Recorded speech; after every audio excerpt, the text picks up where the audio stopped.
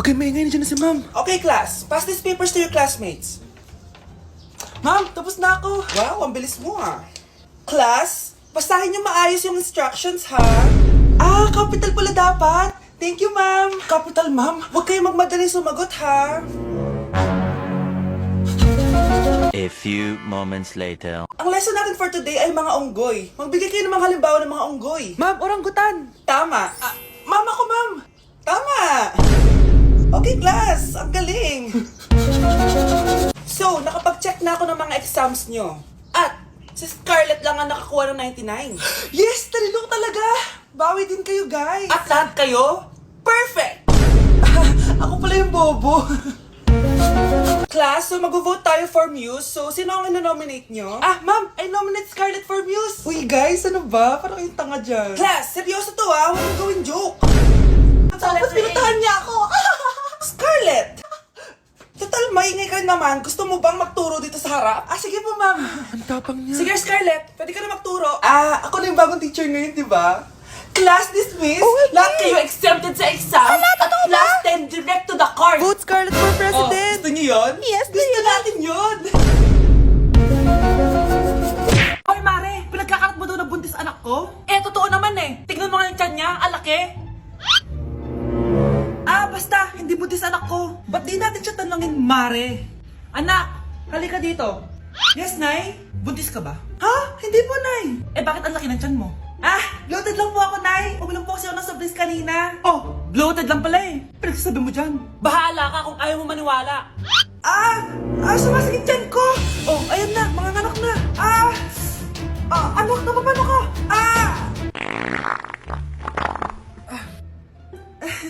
Baho. Ang sakit! Parang iba na to, Nay! Anak, papiga ka! Anak, hinga ka na malalim, ha? Ire! Sige pa!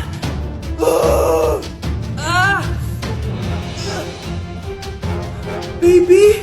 Sorry, Nay. Tinago ko sa'yo na buntis ako. Okay lang, anak. Pero sinong tatay nito? Ang tatay ng anak ko ay ang anak ni tita. Anak mo pala may gawa nito? Asa na yun?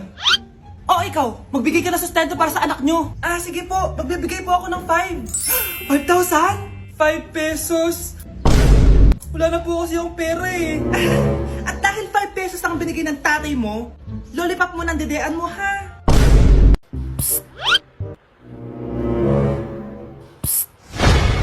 Anak! Yes po, Nay. Tignan mo nga yung CR natin, parang may multo. Multo, Nay? Basic. May multo dito, Nay? Multo. Yun na yun? Hindi ka natakot? Hindi.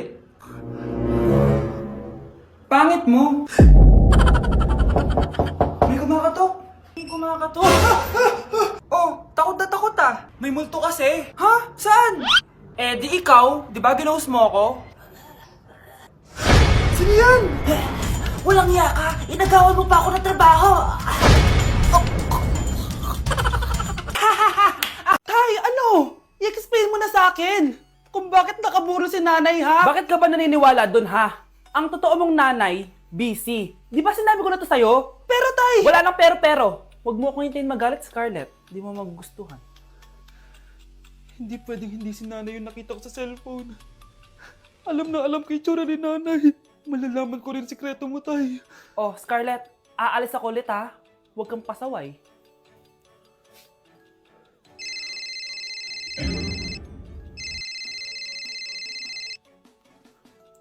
Nasa yung cellphone ko.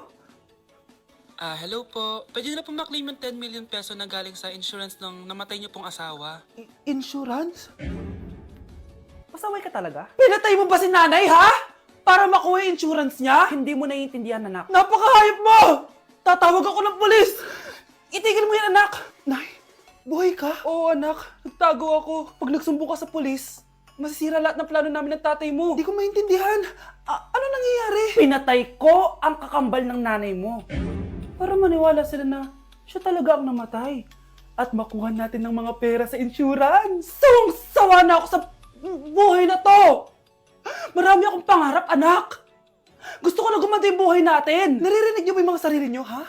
Hindi ba kayo natatakot sa mga pinaggagawa niyo? Kung yayaman tayo sa maling paraan, At sa paraan na magtatago ka sa pulis, Nay. Itigil niyo na to, please. Please lang. Nay, kamusta na po kayo ni tatay? Eto anak, okay naman. Ikaw, kamusta ka na? Eto Nay, malapit na ako matapos ng college. Sana paglabas niyo ni tatay, marami na akong ipon. Huwag kang mag-alala anak, konti panahon na lang. Magkakasama ulit tayo ng tatay mo. See you, Nay. Miss ko na kayo. See you soon, anak. Happy birthday, anak! Anong wish mo sa birthday mo? Ang wish ko, sana magka-tablet na ako para makapaglaro na ako ng Roblox. O sige, pag natulog ka, pagkagising mo, may tablet ka na. Talaga, Nay? Matutulog na ako. Excited na ako. Totoo nga. May tablet na ako. Happy birthday, anak! Ang bilis mo naman lumaki. Teenager ka na agad. Anong wish mo sa birthday mo? Hindi na ako mag-wish ng mga bagay, Nay. Ang wish ko lang, sana maging happy family tayo palagi. O sige, matulog ka ha. Pagkagising mo, matutupad yung wish mo. Opo, Nay. Nay? Nay? Nay? Ba't walang tao dito? Kuya? Ate? Teka, si Kyle ba yun? Lumabas ba sila, nanay? Nay? Kyle? Anong ginagawa mo dito sa labas? Hinahanap ko po sila, nanay. Oh, Kyle! Nandiyan ka lang pala. Balik ka na doon sa bahay. Naghihintay na si nanay. Talaga, ate? Yay! Tita, sama na kayo. Sige, tara. Kyle! Nay, happy family na ba tayo? Oo naman, anak. Yay! Scarlett? Anong nangyari sa kanya? Patay na si nanay, pati yung dalawa naming kapatid. Namatay sila nung birthday niya. Kaya tuwing magbo-birthday siya, sila yung hinahanap niya. Grabe pala yung trauma. Anak, malapit na tayo magsama. Talaga, Nay. Sobrang miss ka na namin, Kyle. Excited na kami, Kyle. Excited na rin ako, mga ate, kuya. Ate, makakasama ko na sila, nanay. Matutupad na yung birthday wish ko. Kyle, kain ka na dito. Celebrate natin yung birthday mo. Kyle, kain na. Sino ba batang yun? Kyle! Kyle. Okay, class! Na-miss nyo ba ako?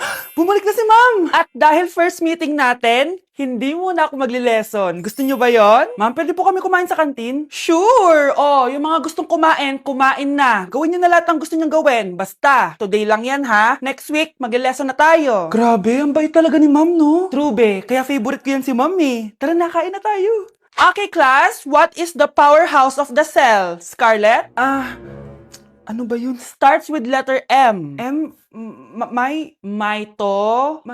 Mitochondria? Very good! Kaya mo naman pala eh. Thank you, ma'am.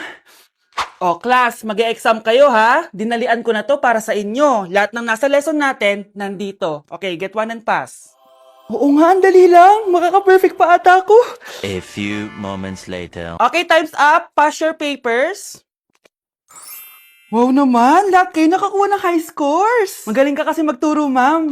Okay, class, dahil Friday ngayon, gusto ko mag-enjoy kayo sa weekends. Kaya naman, hindi ako magbibigay ng assignment. Yes, thank you, ma'am. Makakagala ako. At isa pa, class, malapit na mga anak si teacher, magli-leave muna ako ng ilang months. Ha? Habang wala ako, si Ma'am Diana muna ang papalit sa akin. Maging mabait kayo sa kanya, ha? Hi, class. Namiss niyo ba ako?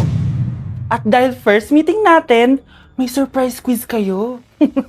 Nandito na naman yung pet peeve ko. Hindi! Hindi!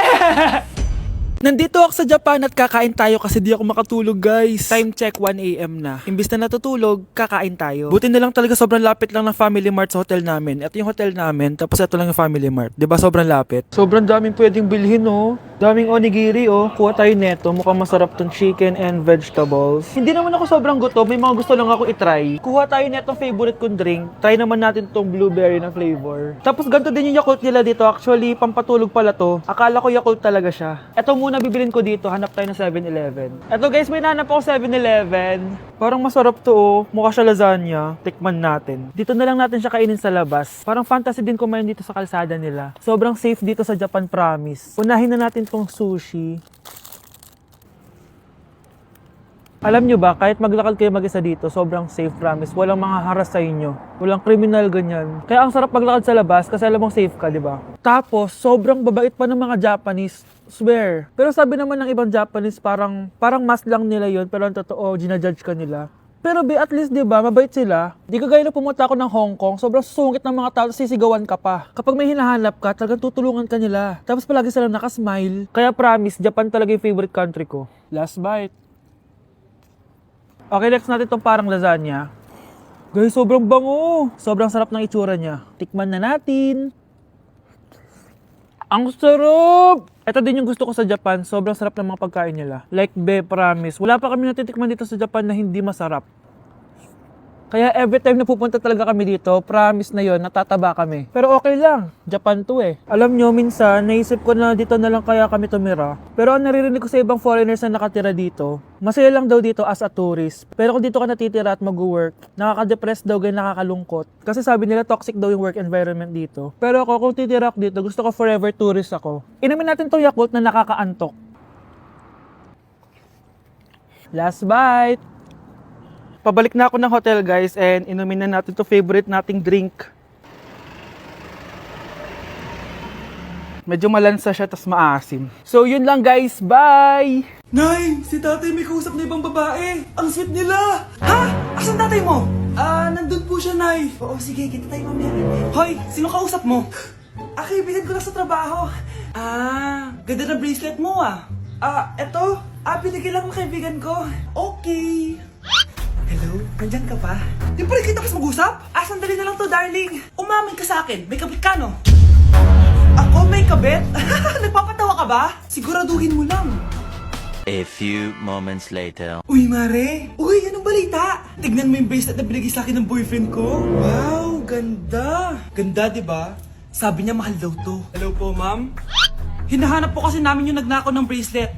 Ganito po yung itsura niya. Mare, sabihin mo lang ka nakita. Sige.